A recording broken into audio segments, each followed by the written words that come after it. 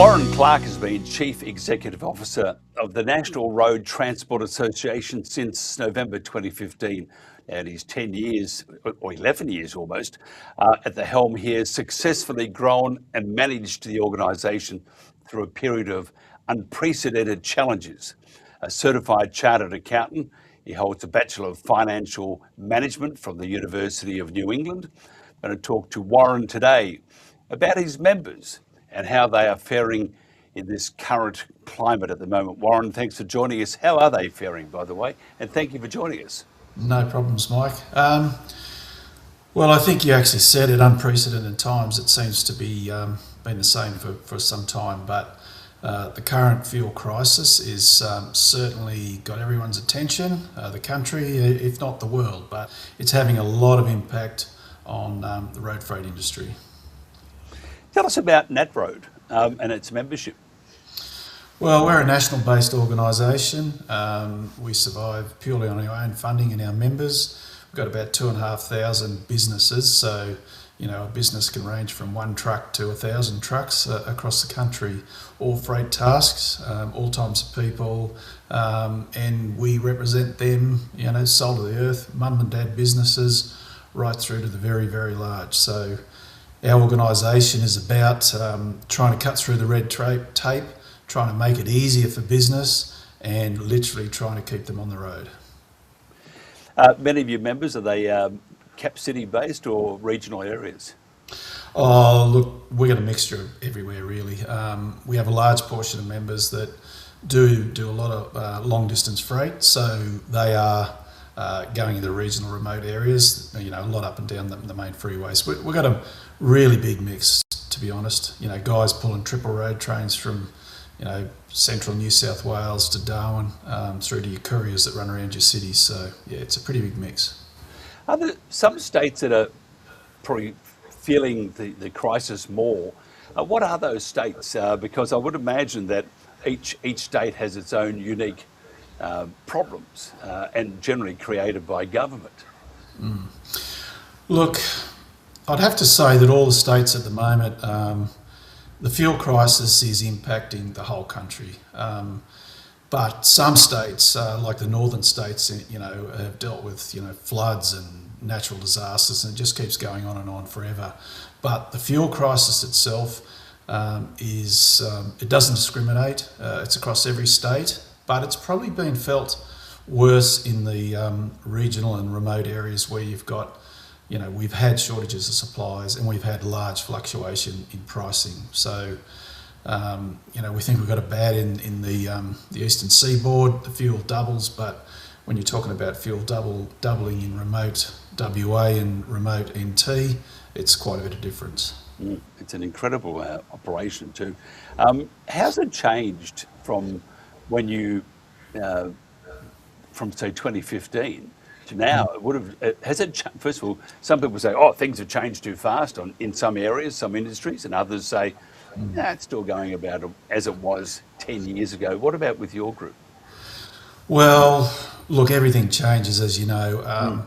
I think the biggest issue with freight, though, is that it consistently seems to get more and more regulation than any other sector in the country.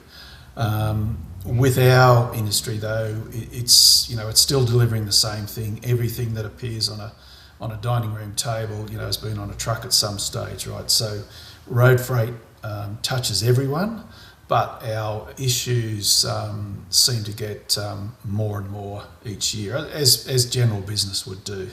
But we've got things in our industry, and we're very, very subject to the larger end of town dictating prices. We've got this phenomenon at the moment where we've got a lot of sham contracting coming into the country, and this is decimating some of the traditional transport operators. And then when you put that on top of more and more regulation, more and more burden, sometimes people look at it and go, well, is it worth it? There's still a good living in it. It's hard through these times, there's no doubt about it, and what will fall out of this fuel crisis, it's anyone's guess, really. You mentioned sham contracting. Could you expand on that for me? Yeah, so basically how this works is that people come into the industry, They literally drive as drivers for a company, and they are asked or get an ABN. So what that enables them to do is to compete unfairly with the genuine contractor, and we're not against the genuine contractor. That's our main member, and we support and promote people to be contractors. But these people are literally employees working for companies. The company is able to undercut the legitimate business. No payroll tax, no superannuation. Sometimes they're not paying GST, etc., etc. So the undercutting is between 20 and 40%, depending on the operation. And what we found that it literally puts the business that's doing everything right, puts a lot of pressure on him, and the shonky guy, well, he gets the work, but eventually it catches up with him, he goes out of business, and it's also linked a bit to maintenance and safety on the road. So not a good situation. That's our biggest challenges, but at the moment, it's fuel, it's cash flow, it's trying to get through the next 3 months to keep everyone happy. Because I'm not not a great fan, by the way, of government, whether it's state or federal. But is there have they actually seen the light? I mean, had an epiphany and said, okay, we now need to look after this part of the world, this industry, because Yeah. if we don't get things delivered. And if they are delivered, they're in all sorts of state of disrepair. Yeah, look, I would honestly say that until recently, transport was not taken seriously in the federal parliament, and it's a lot of lobbying. Like, there's a lot of hours by various groups that have gone into this. We've had some great support from Western Australian Senator Glenn Sterle. He's lifted the image of transport within the parties. Transport is seen as the low end of everything, and therefore everything can be absorbed by transport. But we've worked hard, we've lobbied hard, we've talked to a lot of politicians, as a lot of people have, and I believe that this current government is starting to take transport very, very seriously. I mean, you've got to remember also that the Prime Minister at one stage was a Transport Minister, and a lot of the stuff that we have asked for in this current crisis, the government has tried to accommodate it and tried to bring it into place. So I think the zero interest loans to businesses, which also is a flow on for you guys, has that been welcomed? Well, it only recently got introduced, as in Monday. Look, like I say to everyone, cash is king in this industry, and if you don't have the working capital to pay to fill your trucks, to keep your trucks on the road, then you're going to stop. Your truck is going to be parked up in the depot or beside the road. So the way that we're looking at it is that it's another tool that you can use to keep your business afloat. We're suggesting that people seriously look at it to help with their cash flow. When your fuel price doubles overnight, what seems like not very much money all of a sudden becomes a real issue, right? So to fund that, small businesses, particularly mum and dad businesses and rural and regional businesses, often don't have the capital to do it. So we've pushed pretty hard with the government to open up these loans, that there is avenue for business to get an interest-free loan. And the other thing that you've got to look at, Mike, is that a lot of these businesses don't get paid every week like a wage earner. Their money comes minimum 30 days, 60, 90, right out to 180 days. So think about carrying the fuel cost out to 150 and 180 days. If you can use these loans to actually cover your working capital for when you get paid and then pay it back, then it's done its purpose. It's kept people in business. And it also means the wife talks to you. Yeah.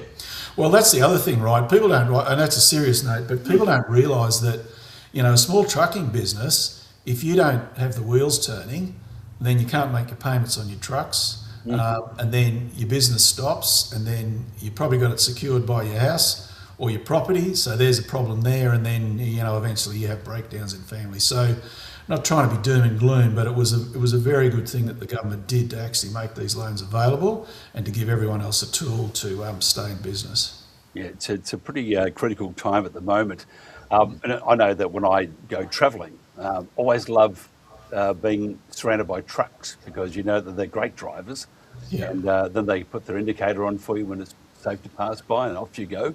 yeah. But they're an excellent addition to a long trip, and I think they are so important for this country. Without the trucker, or truckie, basically, we're stuffed, and we do need to look after them. If somebody wants to find out a little more about your organisation, how do they do that? Well, they can call us, but I mean, best place to start is the website, which is, obviously netroad.com.au. Start there, give us a call, see how you can be involved. We're not for everyone, but what we do is we do the hard work for you. People don't understand the level that we go to. I mean, just in this instance here, it's very hard for single and individual operators to go up to Parliament House and fight for things. But, if you look at it, the things that we've been asking for, like, get rid of the road user charge, and they've done that for 3 months. The fuel excise has been halved. We've got ATO support for, your GST and your BAS payments and stuff like that. And we've been successful in pushing for the banks to look at, deferring payments, refinancing loans, all that sort of thing. And the other thing that the states have done is to allow greater access for high productivity vehicles. So when you look at the things that we do, it's pretty hard for individuals to take that fight up. So have a look. I think there'll be something there for everyone, but give us a call. We've always got someone to talk to people. Yeah, absolutely brilliant. Warren Clark from Nat Road, thank you so much for your time, and let's hope this crisis, which should never have happened in the first place, let's hope it just fixes quickly, because could you imagine us talking about this in 12 months' time? Unfortunately, Mike, I think it's going to go on for a while unless someone's got a magic wand to save that problem in the Middle East.